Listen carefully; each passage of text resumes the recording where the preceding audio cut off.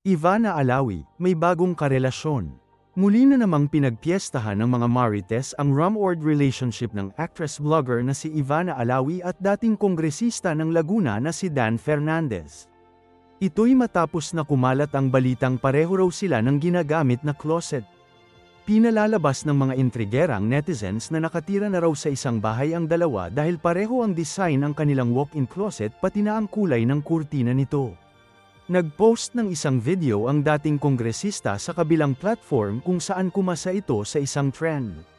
Doon na napansin ng mga mapanuring mata ng netizen ang pagkakapareho ng disenyo ng closet nina Ivana at Dan na naging trending kung saan gumawa pa ang mga ito ng pinagdikit na larawan bilang kanilang resibo umano.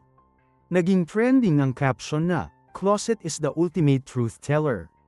Matagal nang napapabalita na may relasyon ng dalawa. Sa katunayan, diretsahan tinanong ng King of Talk Show na si Boy Abunda nang minsang mag-guest ito sa kanyang programa kung totoo ba na nanliligaw si Dan Fernandez sa kanya.